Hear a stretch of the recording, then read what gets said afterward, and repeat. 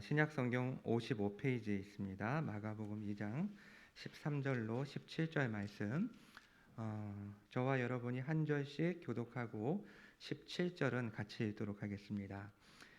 예수께서 다시 바닷가에 나가심에 큰 무리가 나왔거늘 예수께서 그들을 가르치시니라.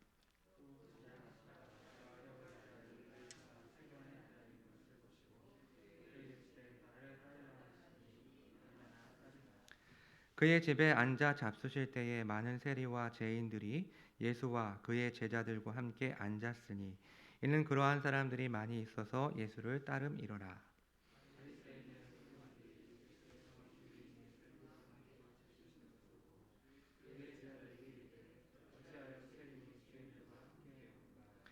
예수께서 들으시고 그들에게 이르시되 건강한 자에게는 의사가 쓸데없고 병든 자에게라야 쓸데있느니라. 나는 의인을 부르러 온 것이 아니요 죄인을 부르러 왔노라 하시니라. 아멘. 이야기는 계속 진행되고 있습니다. 지난 시간 우리는 예수님께서 중풍병자를 고치시는 그 이야기를 통해서, 그 사건을 통해서 하나님께서, 아니 예수님께서 죄를 용서하실 수 있는 하나님이시고 또 예언된 선지자들과 그리고 예수님 스스로가 자신을 예언하셨거든요. 그 예언된 메시아라는 것을 사람들에게 밝히 드러내셨다라는 것을 함께 나누었습니다. 그리고 오늘도 비슷한 양상의 이야기가 계속 진행됩니다. 오늘 본문은 전체 이야기의 흐름 가운데에서 이 앞단락, 이 중풍병자를 고친 그 이야기와는 죄의 문제로 연결이 되어 있고 뒤에 있는 단락을 보면 이제 금식에 관한 질문을 받으시고 이제 논쟁이 일어나는 그런 사건이 있는데 이 뒷단락과는 먹는 문제로 연결이 되어 있습니다. 그러니까 오늘 이야기는 어떻게 보면 이 중간에서 앞 뒤를 연결해주는 다리의 역할, 브릿지의 역할을 하고 있다라고 볼 수가 있습니다. 그래서 오늘 본문은 죄인들과의 식탁 교제에 대한 논쟁을 주제로 한 이야기라고 할 수가 있습니다. 그런데 이 본문을 계속해서 주의를 하다 보니까 오늘 본문 중에서 복음서를 이해하는 데 중요한 배경이 되는 여러 가지 요소들, 이야기들이 나와서 오늘 전체 내용을 다 다루지 않고 두 번에 걸쳐서, 이게 이제 한 번에 다 하면 너무 오랜 시간이 되기 때문에 두 번으로 나누어서 오늘 본문을 한번 나눠보도록 하겠습니다. 역시 마찬가지로 오늘 본문은 마태복음 9장 그리고 누가복음 5장에 각각 기록되어 있기 때문에 다른 복음서들을 이렇게 참조하면서 어떤 이야기가 있는지를 살펴보려고 합니다. 먼저 13절과 14절 말씀, 오늘 다루려고 하는 내용인데요. 같이 한번 읽어보도록 하겠습니다. 예수께서 다시 바닷가에 나가심에 큰 무리가 나왔거늘 예수께서 그들을 가르치시니라. 또 지나가시다가 알페오의 아들 레위가 세간에 앉아 있는 것을 보시고 그에게 이르시되 나를 따르라 하시니 일어나 따르니라. 아멘. 예수님께서 중풍병자를 고치신 이후에 바닷가로 나가시자 많은 사람들이 예수님을 따랐고 예수님은 그들에게 하나님 나라의 복음을 가르치고 선포하셨습니다. 13절을 잘 보면 다시 바닷가에 나가심에라고 기록되어 있는데 여기에서 이 다시라는 말과 또 우리말 성경에는 보이지 않지만 이 정관사, 이 바다 앞에 정관사가 붙어 있기 때문에 그 바다가 되거든요. 그러니까 예수님은 다시 그 바닷가로 나가신 것입니다. 물론 여기서 바다라는 것은 우리가 생각하는 그런 바다가 아니라 갈릴리 호수, 게네사렛 호수를 말하는 것이죠.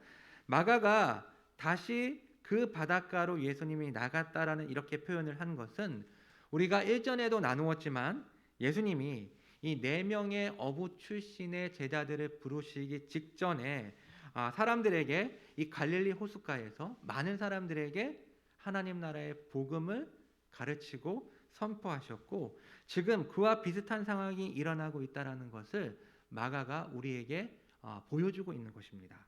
또 실제로 예수님은 항상 사람들이 모였을 때마다 하나님 나라의 복음을 가르치고 선포하셨기 때문에 어떻게 보면 이 13절은 갈릴리 사역을 하는, 그러니까 이 앞단락에서 중풍병자를 고치신 후에 예수님이 일상의 생활로 돌아왔다라는 것을 우리에게 보여주고 있는 말씀이라고 할 수 있습니다.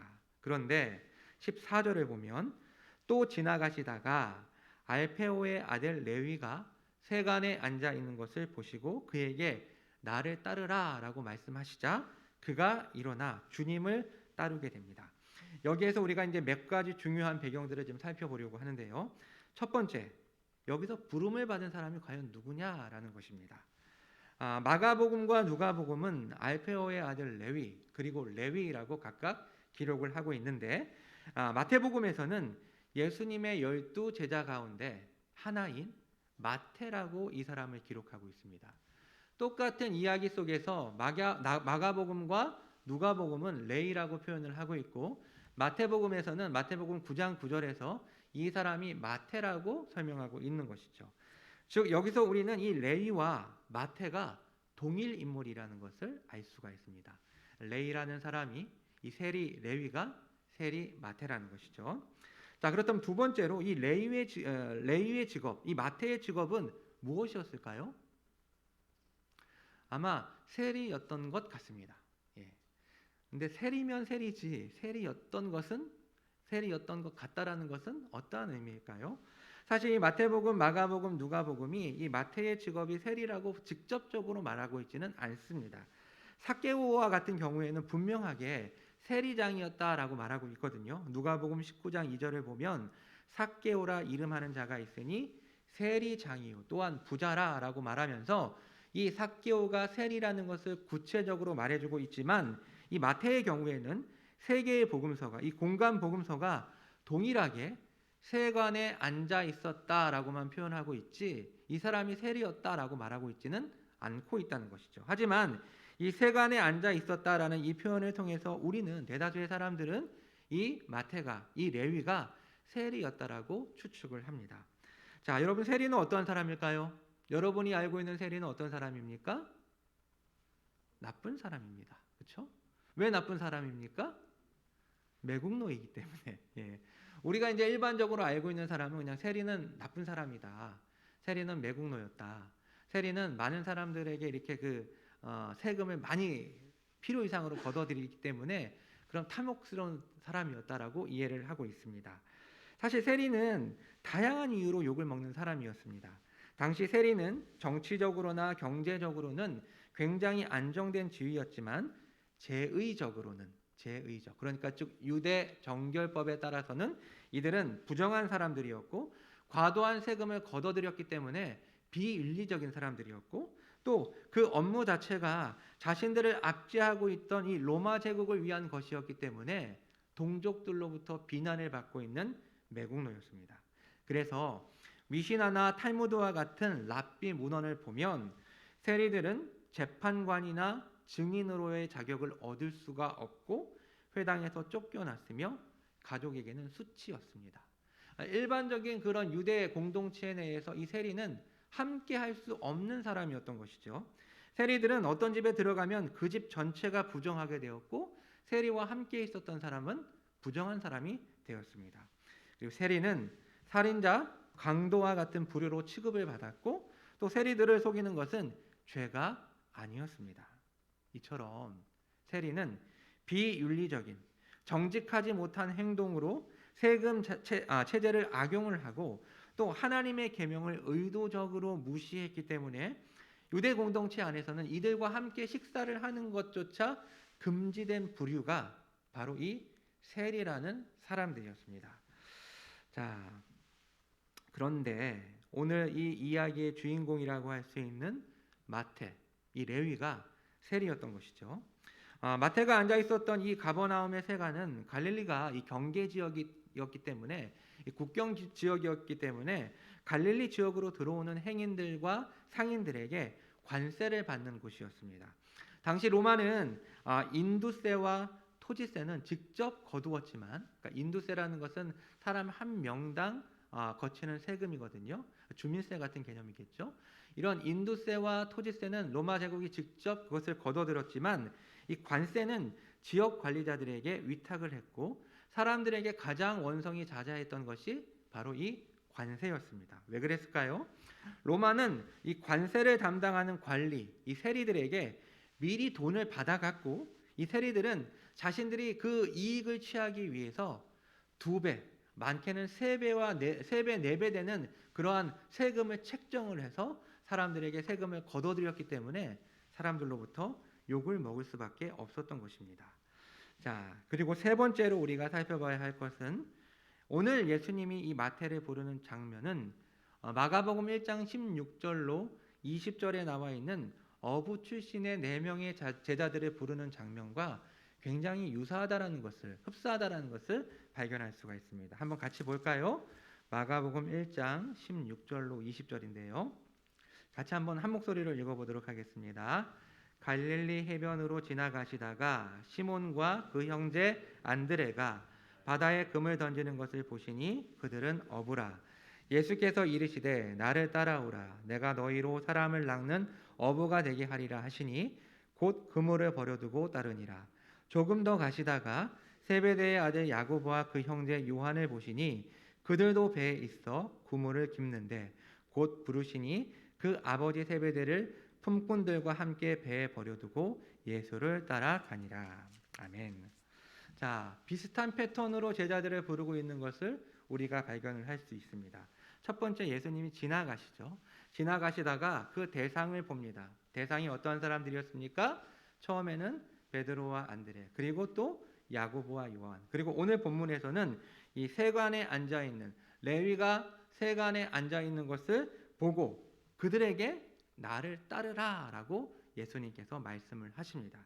그러자 그들이 모든 것을 버려두고 예수님을 쫓는 이 패턴, 이 구조가 동일한 구조로 이루어져 있다는 것을 우리가 발견할 수 있습니다. 물론 이 두 개의 이야기를 자세히 들여다보면 다른 점도 있습니다. 유대인, 평범한 유대인 어부를 부른 것과 이 세리를 부른 것은 엄청난 차이가 있죠. 이런 차이가 분명히 있지만 예수님께서 제자를 부르는 이 구조가 상당히 유사하다라는 것을 우리가 발견할 수가 있습니다.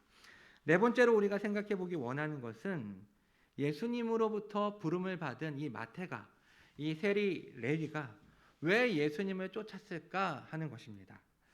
이런 질문은 일전에 어부들을 부를 때도 마찬가지입니다. 그들은 왜 모든 것을 버려두고 배와 가족들을 버려두고 예수님을 쫓았던 것일까요?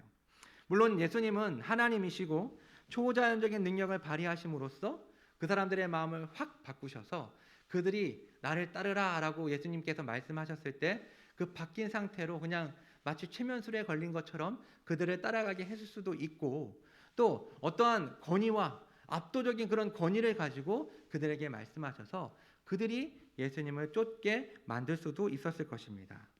물론 하나님은 모든 것을 자신의 선하신 뜻대로 행하시는 전지전능하신 하나님이시지만, 그러나 하나님은 인격적이고 또 우리의 자발적인 선택과 결정을 원하시는 하나님이시기에 저는 예수님의 부름을 받은 오늘 마태를 포함한 이 제자들이 자신의 선택과 결정을 따라 예수님을 따랐을 것이라고 생각을 합니다. 물론 이 당시에 스승과 제자가 맺어지는 방법과 예수님이 제자를 부르시는 방법에는 상당한 차이가 있었습니다. 당시 일반적으로 사자가 되는 방식은 훌륭한 랍비가 있으면 그 랍비를 제자가 되고 싶은 사람이 직접 찾아가서 저를 당신의 제자로 맞아주십시오 라고 이야기를 함으로써 사제 관계가 형성이 됐는데, 예수님과 같은 경우에는 예수님이 직접 자신이 대상을 찾아가셔서 나를 따르라 라고 말씀하심으로 그 제자들이 예수님을 따른 이러한 방식이었기 때문에 상당한 차이가 있는 이례적이라고 볼 수가 있습니다. 이러한 이해 속에서 과연 제자들은 어떻게 예수님을 알고 예수님의 부르심 앞에 어떻게 자신의 결단으로 주 앞에 나갈 수 있었던 것일까요? 물론 성경의 기록이 중요한 것을 중심으로 기록되어 있고 자세한 부분, 이 세세한 부분은 생략되어 있기 때문에 제자들이 어떠한 이유로 예수님을 따랐는지에 대한 내용은 이 성경 안에는 없습니다. 그러나 우리는 다른 본문들과 우리가 알 수 있는, 분명하게 알 수 있는 사실들을 통해서, 몇 가지의 사실들을 통해서 이러한 내용들, 즉 제자들이 자신의 선택으로 주님을 쫓았다라는 것을 추론할 수가 있습니다. 먼저 이 4명의 어부의 경우를 한번 생각해 보도록 하겠습니다. 제가 이미 예수님의 행적 3번과 15번 설교에서 이 네 명의 제자들이 어떻게 주님을 따랐는지에 대해서 언급을 한 적이 있었습니다. 자, 베드로와 안드레, 야고보와 요한 이 네 명의 제자 가운데 먼저 이 베드로와 안드레 그리고 요한은 이미 예수님을 만난 적이 있었고 심지어는 예수님과 직접 사역을 했던 적이 있었던 사람이었습니다. 여러분 기억나십니까?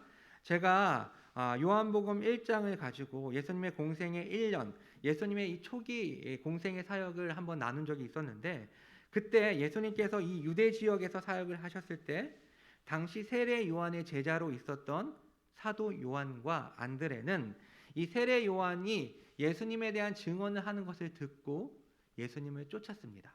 그리고 그 가운데 안드레가 예수님을 만난 이 안드레가 자신의 형제였던 시몬, 베드로를 예수님께로 인도하게 됩니다. 그래서 이 세 명의 제자들은 초창기에 예수님의 이 공생의 일전 기간 동안 예수님과 함께 유대 지역에서 사역을 했다라는 것을 우리가 알 수가 있습니다.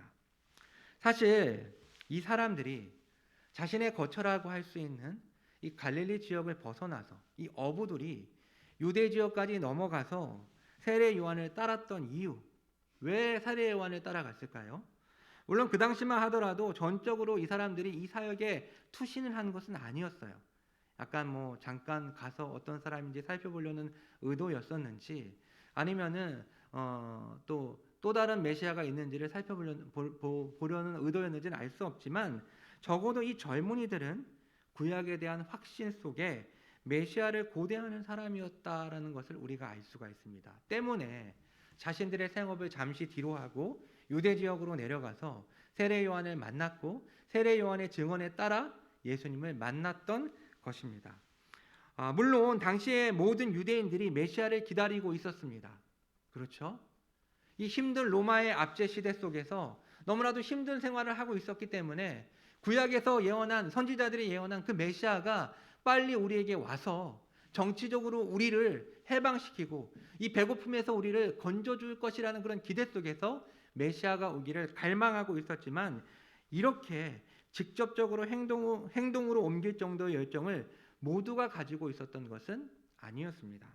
하지만 이들은 어떠한 이유인지는 알 수가 없지만 다시 자신들의 생업으로 돌아가게 되었고 열심히 살아가고 있었는데 예수님이 갈릴리 지역에 나타나서 놀라운 하나님 나라의 복음을 가르치고 또 선포하고 또 이적들이 나타나고 또 직접 자신들의 눈앞에서 놀라운 이적을 경험하게 됩니다.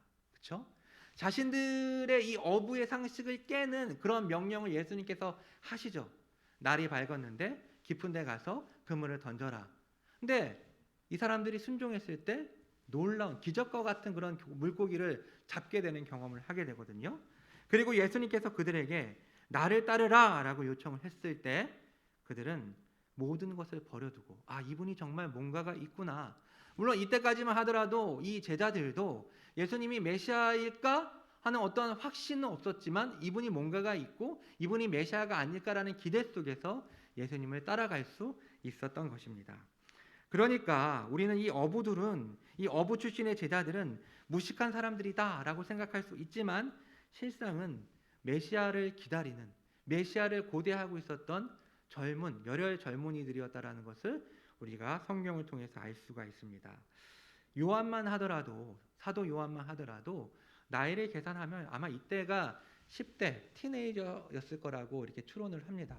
그러니까 일찍부터 메시아에 대한 기대 속에서 소망 속에서 주님의 때를 기다리고 있었던 젊은이였다라는 것을 알 수 있습니다. 그래서 예수님이 나를 따르라라고 했을 때 자신들의 모든 것, 가족들과 재산을 다 뒤로 하고 예수님을 쫓을 수 있었던 것입니다. 두 번째로 오늘의 주인공이라고 할 수 있는 레위의 경우를 마태의 경우로 한번 살펴보도록 하겠습니다. 마태는 왜 예수님을 따랐을까요? 물론 그는 동족들에 의해 욕을 먹고 또 제의적으로 많은 제한을 가지고 있었지만 눈 한번 그냥 질끈 감고 안락한 생활을 할 수 있는 지위와 부를 가지고 있는 사람이었습니다. 그런데 그는 어떠한 이유로 예수님의 부름에 응답을 한 것일까요? 사실 예수님으로부터 부름을 받은 12명의 제자 가운데 몇몇 사람들은 명단에는 들어가 있지만 그 외의 정보가 전혀 없는 사람들도 있습니다. 알페오의 아들 야고보나 그리고 또 열심당원 시몬 같은 사람들은 명단 안에는 들어가 있지만 그 외의 기록을 이 사복음서에서 찾아볼 수가 없어요. 물론 그것에 비하면 이 마태는 개인적인 부름을 받는 장면이 성경 안에 기록되어 있으니까 굉장히 좀 어떻게 보면 특권을 누리는 사람이죠. 하지만 이 먼저 부름을 받았던 4명의 제자들에 비하면 베드로, 안드레, 야고보, 요한은 거의 넘사벽이죠. 예수님과 제자들의 에피소드가 나오면 거의 이 4사람들과의 이야기들이 대다수를 차지하고 있기 때문에 이 마태에 대한 기록을 가지고 이 사람의 이야기를 재구성하는 것은 사실 쉽지는 않습니다. 때문에 몇 개의 사실을 가지고 내용을 재구성해야 할 필요가 있습니다.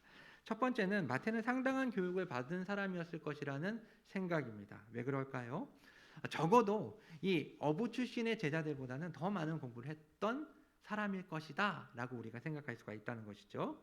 이 마태가 근무하고 있었던 이 가버나움의 세관은 아까도 언급을 했지만 경계지역, 국경지역이었기 때문에 외국 사람들을 상대로 해서 이 세금을 걷어들여야 하는, 그러니까 적어도 다수의 다양한 외국어를 구사할 줄 아는 사람이어야 했습니다. 당연히 유대인이었기 때문에 히브리 말로 읽고 쓰는 것이 가능했을 것이고, 또 당시 일반 유대인들이 사용하는 아람 방언을 사용했기 때문에 이 아람 방언을 능통하게 사용했을 것이고, 또 당시 세계의 공용어라고 할 수 있는 헬라어, 마태복음이 헬라어로 기록되어 있죠.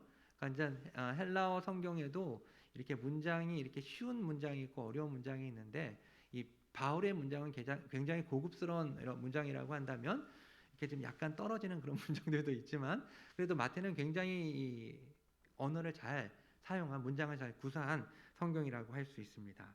또 로마 정부에 보고하고 로마인들과 접촉을 해야 했기 때문에 라틴어도 구사를 했을 것입니다. 즉 그가 처해 있는 환경이 많은 외국어를 사용해야 했기 때문에 공부를 많이 한 사람이었을 것이라고 우리는 추측을 할 수가 있습니다. 두 번째는 설령 그가 외국어를 많이 하지 못한다 할지라도 그는 똑똑하고 교육을 많이 받은 사람이라는 것을 알 수 있습니다. 어떻게 그것을 알 수가 있을까요? 여러분도 알고 있는 것처럼 이 마태는 마태복음을 기록한 저자입니다. 4개의 복음서들은 각각의 특징을 가지고 있는데 그 가운데 이 마태복음은 유대인 신자들을 대상으로 기록한 복음서로서 구약 성경을 가장 많이 인용한 성경입니다. 복음서입니다. 그가 이처럼 많은 구약 성경을 인용할 수 있었던 이유는 아마도 제자가 되기 이전부터 이 마태는, 이 레위는 구약 성경을 잘 알고 있는 구약 성경에 능통한 사람이었을 것이고, 그렇기 때문에 그가 주님을 만나서 또 회심을 하게 되어서 부활 이후에 그런 사역을 하면서 이러한 것들을 배경으로 해서 마태복음이라는 복음서를 쓸 수 있었던 것이죠. 마태는 자신이 쓴 이 복음서에서 구약 성경을 인용하면서 구약에 예언된 메시아가 바로 이 예수 그리스도다라는 것을 계속해서 말해주고 있습니다. 무슨 말입니까? 물론 마태도 예수님을 만나고 예수님과 함께 공생애를 지나면서 그리고 부활 이후에야 비로소 예수님이 유대인들이 고대하고 있던 메시아가 아니라 온 세상을 구원하기 위한 참된 메시아라는 것을 알게 되었겠지만, 사실 그는 세간에 앉아 있을 때에도 구약에 능통한 사람이었고 메시아를 고대하고 있던 유대인이었다라는 것을 알 수가 있습니다. 여기서 의문이 생기죠. 어떻게 메시아를 고대하는 사람이, 구약에 능통한 사람이 계명을 어겨가면서 로마의 앞잡이가 되어서 세리 활동을 할 수 있는가? 물론 정확한 이유는 알 수가 없습니다. 물론 그는 자신의 안락한 지위와 경제적인 이 풍요로움을 포기할 수 없었기 때문에 이 어부 동지들처럼 실행으로, 행동으로 그것을 옮기지는 못했고, 아마도 내적 갈등을 일으키면서 세간에 앉아 있을 것으로 우리는 생각할 수가 있습니다. 그런데 어느 날 갑자기 갈릴리 지역에 혜성처럼 예수님께서 등장하셨고, 삽시간에 이 갈릴리 지역, 그리고 무엇보다도 이 마태가 기거하고 있는 이 가버나움이라는 지역은 예수님의 사역의 캠프, 베이스 캠프로서 예수님의 활동의 본거지, 본 무대였습니다. 때문에 예수님에 대한 소식을 이 마태는 듣지 않을 수 없었던 것이죠. 사람들은 단순히 권위 있는 가르침과 기적 때문에 예수님을 주목하고 환호했지만 그는 예수님이 특별한 분이라는 것을 인지하고 있었던 것입니다. 그리고 때가 되어서 14절 또 지나가시다가 예수님께서 지나가시다가 마태를 보았고 그를 부르신 것입니다. 저는 예수님도 그냥 우연히 즉흥적으로 마태를 부르신 것이 아니라 그가 이와 같은 생각을 갖고 있는 사람이라는 것을 아시고 그를 부르셨을 것이라고 생각합니다. 마태는 주저할 이유가 없었습니다. 예수님의 부르심 앞에 일어나 예수님을 따랐습니다. 일어나 따랐다라는 것은 결국 자신의 모든 안락한 지위와 풍요로운 경제력을 버렸다라는 것을 의미합니다. 말씀을 정리하도록 하겠습니다. 오늘 우리가 읽은 본문은 크게 두 부분으로 나눌 수가 있는데 13절과 14절은 예수님께서 마태를 레위를 제자로 부르시는 그러한 이야기이고 15절과 17절은 오늘 이야기의 메인 주제가 담겨 있는 마태가 예수님을 초대한 잔치로 인해 일어나는 에피소드, 사건을 기록하고 있습니다. 그 가운데 오늘 우리는 이 전반부 예수님께서 마태를 부르시는 이야기를 통해서 함께 은혜를 나누었습니다. 오늘 우리는 이 본문 속에서 어떠한 교훈을 얻을 수 있을까요? 사실 예수님께서 어떠한 기준으로 12제자를 부르셨는지 우리는 알 수가 없습니다.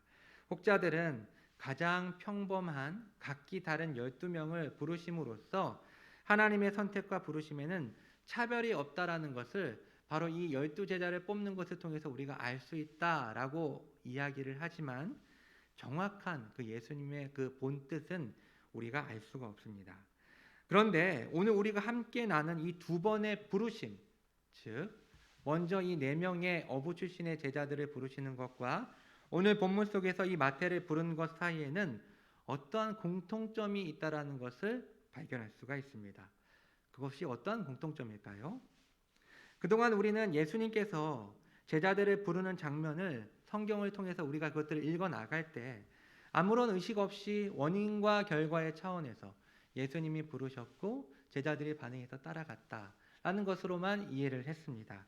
하지만 오늘 말씀을 통해서 우리가 이 두 번의 부르심을 속에서 발견할 수 있는 공통점은 사실 먼저 부름을 받은 이 4명의 어부 출신의 제자들도 그리고 마태도 그들이 물론 아직까지 하나님이 의도한 메시아, 참된 메시아에 대한 이해 속에서 메시아를 기대하고 소망한 것은 아니었지만 그들은 구약 성경을 통해 메시아에 대한 이해 속에서 메시아에 대한 소망과 메시아를 기대하고 있었다라는 것을 우리가 알 수 있습니다.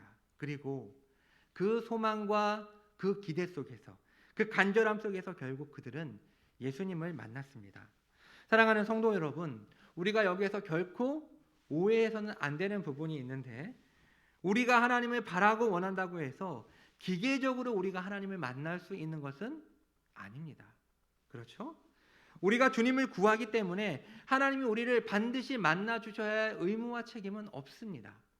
하나님은 우리보다 더 상위의 인격을 갖고 계신 분이시고 무한한 인격을 가지고 계신 분이시고 창조주이고 주권자이시기 때문에 자신의 깊으신 뜻을 가지고 사람들을 부르시고 또 그들에게 성령을 허락하십니다. 그러나 하나님은 자신을 찾지 않고 구하지 않는 자들에게는, 즉 복음의 은혜와 그 가치를 모르는 자들에게는 결코 당신을 나타내 주시지 않습니다. 교회 역사 속에서 하나님께서 그 시대를 위해서 사용하셨던 그 분들을 보면 일찍부터 그들은 주님을 간절히 구했고 또 그 가운데서 주님께서 그들을 부르셔서 사용하신 이야기들을 우리는 수없이 많이 볼 수가 있습니다. 하나의 예를 한번 들어보겠습니다. 1806년 윌리엄스 대학의 사무엘 밀스와 그의 친구들은 시간을 정해놓고 대학의 영적 부흥을 위해서 간절히 기도했습니다. 어느 날 이 학생들과 다수의 학생들이 정원에 모여서 기도를 하고 있었는데 소나기가 갑자기 퍼붓기 시작한 거예요. 많은 사람들이 비를 피하여 건물로 들어갔지만 이 밀즈를 포함한 이 5명의 친구들은 건초더미 속으로 들어가서 계속 기도를 했고 기도 중에 성령의 감동을 받아서 이들이 해외 선교의 비전을 품게 됩니다. 그리고 이들의 헌신이 도화선이 되어서 80년 후에 미국 내에서 학생 자원 운동이 일어나게 되었고 그로 인해 1800년대 말 1900년대 초 전 세계로 미국의 2만 명 이상의 선교사들이 전 세계로 파송되는 역사가 일어나게 됩니다. 5명의 헌신적인 학생들의 간절한 기도 속에서 놀라운 하나님의 역사가 시작이 된 것이죠. 어떻게 보면 우리나라도 이 학생 자원 운동의 영향 속에서 수많은 선교사들이 한국을 향했고 알 수 없는 미지의 땅, 아무런 이득도 얻을 수 없는 그 땅으로 나아갈 수 있었던 이유는 바로 그 원인은 바로 하나님께서 이 5명의 학생들의 기도를 통해서 그 역사를 이루셨다라는 것을 우리가 발견할 수가 있습니다. 이러한 간절함은 개인적인 그리고 소수의 회심뿐만이 아니라 큰 부흥을 가져오기도 합니다. 우리는 1907년 1월 평양에서 일어난 대부흥 운동을 알고 있습니다. 여러분 혹시 이 이야기를 들어보신 적이 있으신가요? 예. 하지만 이 놀라운 부흥은 단순히 우발적으로 즉흥적으로 일어난 것이 아닙니다. 당초 이 행사는 1907년 1월 2일부터 15일까지 계획되어 있던 평안남도 겨울 남자 도 사경회였습니다. 자, 그런데 공식적인 사경회가 진행되는 도중에 성령의 역사로 참석했던 수많은 사람들이 부흥을 경험한 것이었습니다. 집단적인 회심이 일어나게 된 것이죠. 그런데 어떠한 배경 속에서 이런 부흥의 사건이 일어나게 된 것일까요? 사실 이거는 그때 어떤 포인트가 맞춰져 있었긴 했지만 하나님의 때가 맞춰져 있었긴 했지만 그 이전부터 이 사경회를 위한 하나님의 준비 단계들이 있었다라는 것을 우리가 발견할 수가 있습니다. 1895년부터 우리나라의 전체적으로 사경회 운동이 일어나면서 한국 교회 내에 하나님의 말씀을 사모하는 분위기가 팽배해 있었고 또 1903년에 원산에서 하디 선교사로 인해 시작된 이 부흥 운동이 전국적으로 확산되고 있었던 그러한 상황이었습니다. 그리고 무엇보다도 대부흥 운동이 일어나기 3개월 전에 1906년 10월 평양 장대원 교회에서 미국 북장로교 해외 선교위원이자 부흥사인 하워드 존스톤이라는 사람이 와서 집회를 인도하게 되었는데 이 존스톤이라는 이 사람은 한국에 오기 전에 웨일즈와 인도를 경유해서 한국에 도착을 했는데 이 집회를 통해서 웨일즈와 인도의 그리스도인들이 성령 충만을 받아 일어났던 이 부흥 운동에 대한 이야기를 사람들에게 전해 주었고 그 이야기를 들은 그 집회에 참석한 모든 한국인 신자들이 우리도 그들과 같은 은혜를 받기 원한다라는 간절한 소망과 기대를 품게 되었습니다. 그리고 3개월 후 동일한 장소에서 평양 장대원 교회에서 엄청난 대부흥의 역사가 일어나게 된 것입니다. 물론 이 부흥의 원인이 간절한 마음이라고 하는 단편적인 이유 때문에 일어난 것은 아닙니다.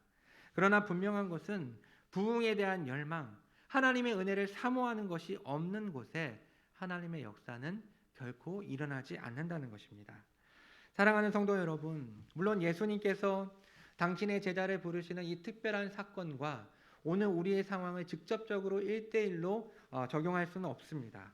그러나 오늘 말씀을 통해서 하나님은 사모하는 영혼들에게 자신의 영광을 나타내신다고 우리에게 말씀하고 있습니다. 메시아를 고대하는 마음으로 잠시 잠깐 자신의 생업을 뒤로 하고 행동으로 보여줬던 이 3명의 제자들, 그리고 구약 성경을 통해 메시아를 알고 또 기대하고 있었지만 정작 자신은 로마 제국의 녹을 먹으며 동족의 비난과 차별 속에서 내적 갈등을 일으키고 있던 세리 마태에게 오늘 예수님은 찾아오셔서 나를 따라오너라 라고 말씀하셨고 오늘 이 기도회를 통해서 하나님은 여러분에게 나를 따라오너라 라고 말씀하고 계십니다. 먼저 우리는 주님을 만나기를 사모하는 마음으로 간절한 마음으로 살 수 있었으면 좋겠습니다. 우리의 이러한 삶 속에 하나님은 외면치 않으시고 우리를 부르시며 만나 주실 것입니다. 우리가 가지고 있는 이 정통 교리에 대한 이해 속에서, 그리고 또 코로나라고 하는 이 시대의 상황이 자꾸 우리를 뒤로 물러가게 하고 또 소극적으로 만들지만, 물론 정통 교리 자체가 잘못됐다라는 얘기는 아닙니다. 그것을 잘못 오해했기 때문에, 그것을 잘못 이해했기 때문에 우리의 신앙이 소극적으로 되고, 또 여러 가지 상황이 예배를 드릴 수도 없고 서로 교제할 수도 없는 이런 상황 속에서 우리가 점점점 쭈그러들고 점점점 소극적으로 되고 있지만, 이러할 때일수록 우리가 더욱 주님을 구하고 찾을 수 있었으면 좋겠습니다. 이러한 때에 주님은 우리에게 다가오실 것이고 우리를 부르실 것이고, 우리는 주님과 함께 이 주님의 함께하는 삶, 주님의 사역에 동참하는 우리의 인생이 될 수 있습니다. 기도하겠습니다.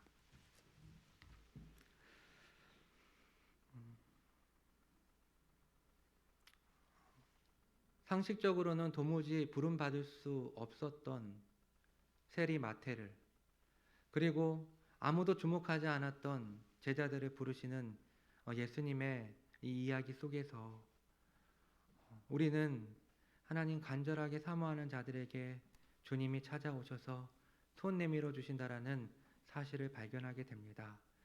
하나님 아버지, 최근 우리의 삶은, 아니 나의 삶은 어떠한 삶을 살아가고 있습니까? 그저 아침에 해가 뜨기 때문에, 눈이 떠지기 때문에 살아가는 그런 수동적인 삶을 살아가고 있지는 않습니까? 하나님, 주님이 없는 종교 활동, 종교 생활에 만족하는 삶을 살아가고 있지는 않습니까? 주님, 이와 같은 상황 속에서 우리에게 간절한 마음을 주시고 주님을 향한 마음, 주님을 소망하는 마음 속에서 주님의 부르심 앞에 우리가 즉각적으로 반응할 수 있는 믿음의 사람들이 될 수 있도록 인도해 주시옵소서. 이 모든 말씀 예수 그리스도의 이름으로 기도합니다. 아멘.